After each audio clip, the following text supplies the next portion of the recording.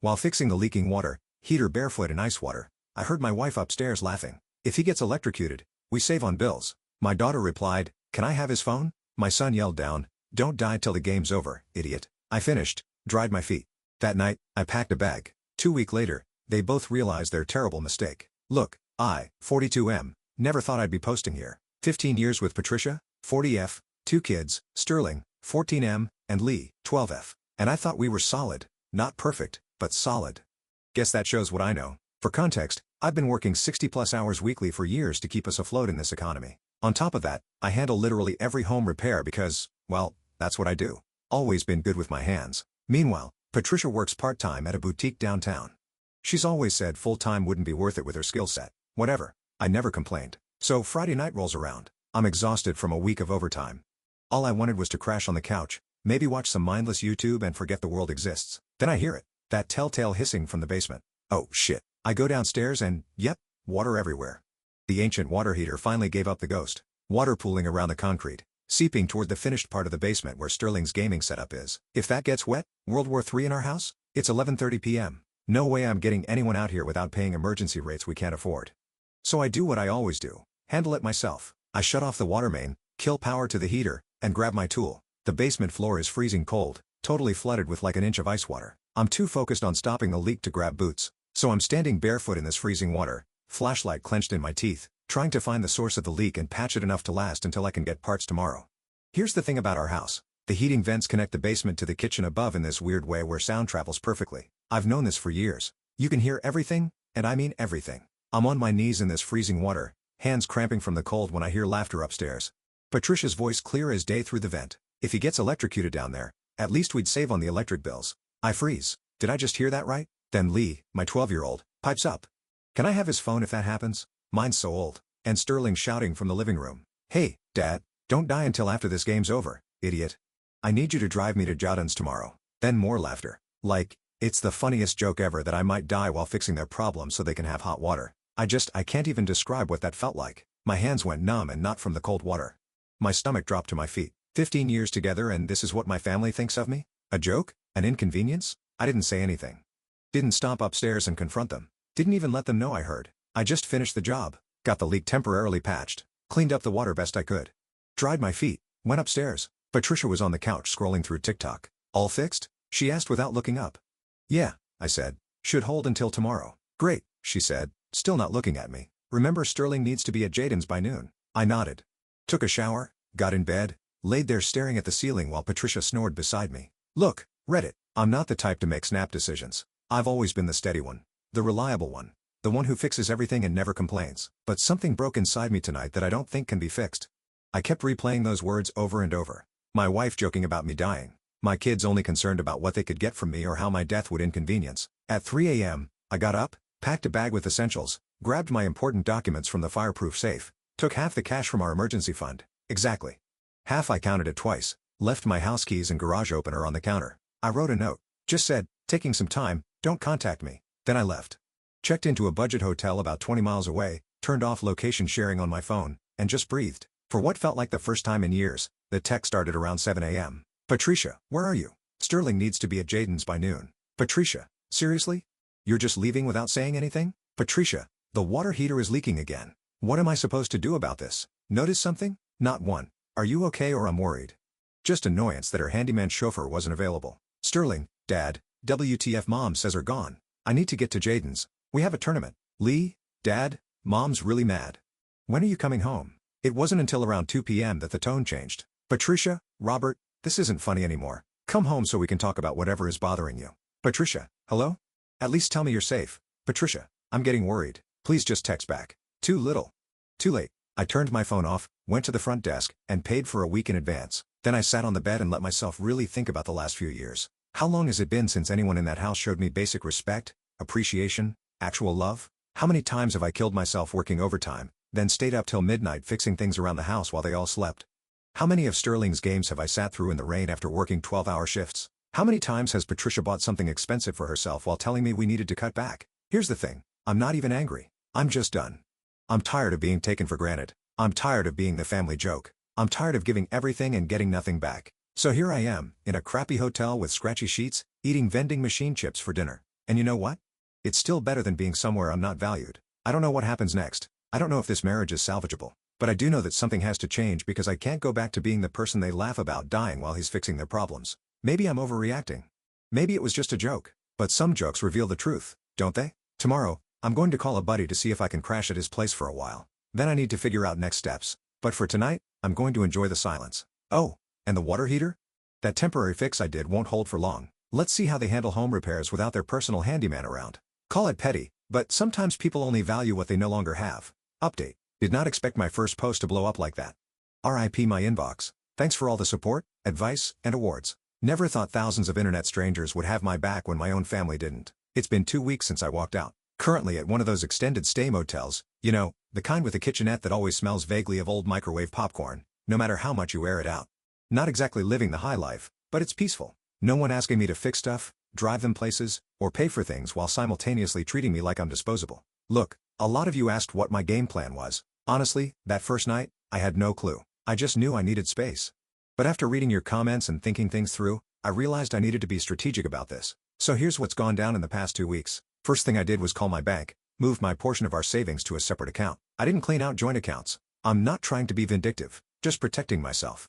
Left enough in there for Patricia to handle immediate bills. Then I canceled all our joint credit cards. Not to be petty, but because I was the primary account holder on all of them and responsible for payment. Called and explained the situation. Got them to issue me new cards only in my name. Found out Patricia had been racking up quite a balance on our joint card. $347 at some boutique last week after I left. Guess the we need to cut back rule doesn't apply to her shopping habits. I've kept paying our mortgage and the kids' school-related expenses. Everything else, that's on Patricia now. Netflix, music subscription, the premium cable package, Sterling's gaming subscription, Lee's dance classes, all that stuff comes out of what Patricia earns at her part-time job now or not as the case may be. The texts and calls have evolved in a pretty predictable way. Days 1, 3, pure anger. How dare I just leave? Who do I think I am? I'm being childish and dramatic. It was just a joke. God, can I take a joke? Days 4, 7, confusion mixed with more anger. The water heater completely failed. Shocker. They had to call an emergency plumber who charged them $650 for what would have taken me 3 hours and about $150 in parts. Sterling missed his precious tournament because Patricia couldn't figure out how to get his gaming PC working again after a power surge. The kitchen sink got clogged. The lawn needs mowing. Basic adulting stuff they apparently never noticed I was handling. Days 8, 10. Panic mode engaged. Patricia finally noticed the credit card declined, then checked the bank account, then realized all those automatic payments weren't so automatic anymore. This led to approximately 27 increasingly frantic voice messages ranging from screaming, to crying, to attempting to sound reasonable. Here's the thing about Patricia. In 15 years of marriage, she's never had to worry about our finances. Not because I'm controlling, but because she never wanted to deal with it. Numbers stress me out, she'd say. Well, surprise. Numbers are pretty important when you're an adult. Day 11 is when things got interesting. Patricia showed up at my workplace. Yeah, showed up screaming about how I'm financially abusing her and the kids, making a whole scene in front of everyone. I just calmly walked her outside and pulled out my phone. Remember in my first post how I mentioned the weird vent system that carries sound perfectly? Well, what I didn't mention is that after hearing them that night, I had a suspicion this wasn't the first time they talked about me like that. So a few days before the water heater incident, I put my old phone down there recording when I was fixing a different issue. I played the recording for Patricia. Not just the water heater comments, but other gems, like Patricia telling the kids that dad's too stupid to realize how much I spend on my skincare, Sterling calling me a try-hard loser for attempting to bond with him over his games, Lee and Patricia laughing about how I actually thought that Father's Day gift was special. It was a mug I cherished that said "World's Best Dad." Apparently, they bought it at the dollar store as an afterthought. The look on her face, I won't lie, it was satisfying. First denial, I must have edited it somehow. Then the classic, it was taken out of context defense. Then we were just joking around. I just asked her, would you joke about anyone else dying like that? Your mother? Your best friend? A coworker? Or just the person who keeps your entire life functioning? She didn't have an answer for that. Sterling's been texting too. At first, it was pure teenage rage. I'm ruining everything. His gaming rank is dropping. The Wi-Fi keeps cutting out, and I'm not there to reset it. Blah blah blah. But yesterday, different tone. Apparently, the new reality is setting in. Patricia told him he needs to sell his gaming rig to help with bills. That got his attention real quick. Lee's messages break my heart. She's 12 and clearly repeating what Patricia tells her to say. But sometimes the real Lee slips through. Like, when she texted asking if I remembered how to make the special pancakes I used to do on Saturdays, or asking if I left because she forgot to put her dishes in the dishwasher too many times. I've been seeing a financial advisor and talked to a lawyer, not filing for divorce yet. That's a massive step I'm not ready to take, but I needed to understand my option. Patricia finally realized she needs a full-time job ASAP. 15 years of part-time retail doesn't exactly make for an impressive resume in this economy. She's been complaining to anyone who'll listen about how impossible the job market is and how unfair it is that she has to work full-time now. Meanwhile, I've been working 60-plus hours a week for our entire marriage. Oh, and Patricia's mother got involved, showed up at my motel somehow. Pretty sure Patricia tracked my credit card usage, started with the typical "how dare you abandon your family" speed until I played her the recording too. Amazing how quickly her tune changed.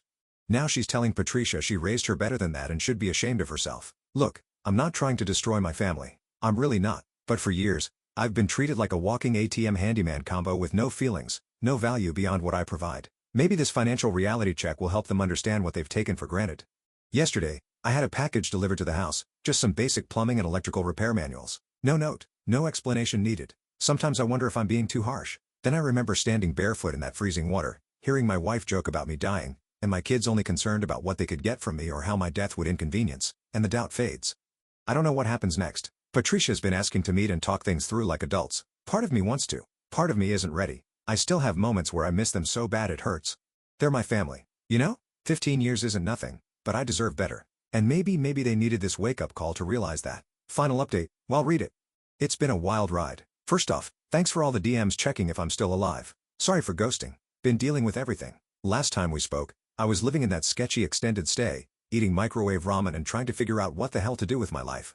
It's been a month since I walked out after hearing my family joke about me getting electrocuted in our basement. A lot has happened. Grab some popcorn. This is gonna be a long one. So the day after my last post, Patricia texted asking for a family meeting, not demanding anymore, asking.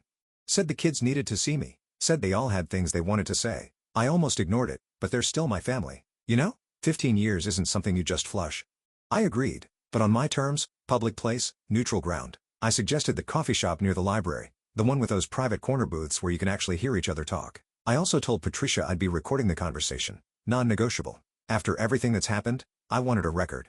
She agreed. When I walked in, I almost didn't recognize them. Not physically. They hadn't transformed into different people in a month, but their energy was different. Sterling wasn't glued to his phone for once. Lee's eyes were puffy like she'd been crying. Patricia looked tired, really tired, the kind of bone-deep exhaustion I've felt for years. Here's the thing about seeing your family after a month apart. All those practice speeches go right out the window. I had this whole cool, detached monologue planned.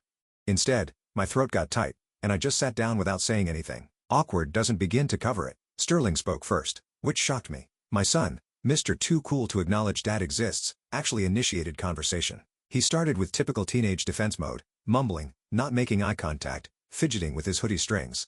But then he said something that floored me. He told me he tried to fix the garage door opener last week, watched some YouTube tutorials, thought it would be easy, ended up breaking it worse and slicing his hand open on the track, needed 5 stitches. Then he held up his bandaged palm and said he never realized how much stuff I fixed around the house until suddenly I wasn't there to do it. Said he always thought that stuff was easy, simple, not worth appreciating. Lee went next. She handed me a notebook. Inside was a list she'd been keeping. Things Dad does that we never notice. Pages of stuff. Everything from fixes wobbly chairs to remembers to buy the right cereal to checks if windows are locked before bed. Little things. Invisible things. The background maintenance of life that no one sees until it stops happening. Patricia was a mess. Not the put-together woman who always had her nails done and never a hair out of place. She looked like I felt during those 60-hour work weeks, hollow-eyed, shoulders slumped. She'd gotten a full-time job at a local store. The hours were rough. The pay was less than ideal. And suddenly, she was handling everything I used to do on top of that. She told me their hot water heater broke again. The plumber quoted $3,000 for a replacement. The dishwasher stopped draining. The internet kept cutting out. The lawn was overgrown because the mower wouldn't start. Sterling's gaming PC got a virus. Leaky's bike chain broke.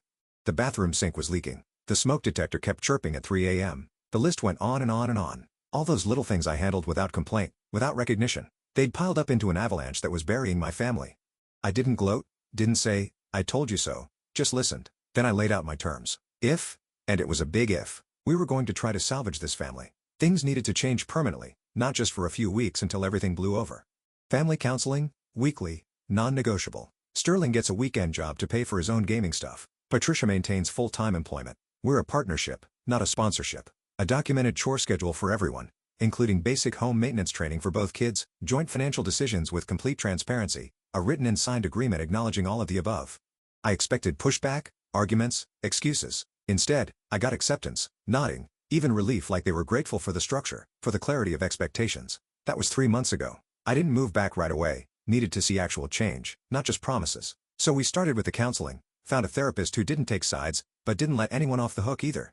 Those first few sessions were rough. Lots of uncomfortable truths. Sterling admitted he'd been embarrassed by me trying to connect with him over his games because his friends thought I was cringe. Lee confessed she copied her brother and mom's behavior because she thought that's what cool families did. Patricia had to face some hard truths about how she'd treated me, how she'd taken advantage, how she'd modeled disrespect for the kids. Meanwhile, life at home continued to fall apart in small, annoying ways. The final straw was when their fridge died with a full load of groceries inside. Patricia called me in tears, not demanding I fix it, just overwhelmed. I went over to help. Walking into that house was weird AF. It looked different, felt different, messier, yes, but also, like they were actually living there now instead of just expecting the house to magically maintain itself, aka me maintaining it. Sterling was actually trying to fix the fridge when I arrived, had tools spread out, a YouTube video paused on his tablet. He'd figured out the problem, clogged condenser coils, but didn't have the right tools or knowledge to fix it safely. Instead of taking over, I showed him how, guided him through it. The look on his face when that fridge hummed back to life, worth more than any world's best dad mug. Lee had been keeping up with the chore chart they'd created. Her room was clean. She'd done the dishes without being asked. Small victories, but they felt huge. Patricia had changed the most. Working full-time had given her a new perspective on what I'd been dealing with all these years. She'd started cooking actual meals again, not just ordering takeout. She'd set up a proper budget spreadsheet on her laptop. She'd even fixed a leaky faucet herself. Didn't do it perfectly, but she tried. 2 weeks ago, I moved back in. Not to the same situation, to a new one. With clear written agreements about how our household runs. With scheduled family meetings to check in. With separate and joint finances, so I maintain some independence. It's not perfect. Sterling still has moments of teenage attitude. Lee still forgets her chores sometimes. Patricia and I are still rebuilding trust. That's gonna take time. But they're trying. Really trying. Last weekend, I was fixing the back deck steps. Sterling came out without being asked and held the boards while I worked. Didn't complain once about missing game time, even asked questions about what I was doing. This morning, I found a note on the kitchen counter next to my coffee mug from Patricia. Not some grand declaration of love or elaborate apology. Just water bill is on the desk. I already paid half from my account. Thanks for fixing the toilet yesterday. Small thing. Huge meaning. Is our marriage saved? IDK. That's still TBD. But our family? Yeah, I think we might make it after all. The lesson here wasn't just for them to appreciate me. It was for me too, to value myself enough to demand that appreciation, to set boundaries, to require respect. Sometimes people don't realize what they have until it's gone, but sometimes they get a chance to get it back, if they're willing to earn it.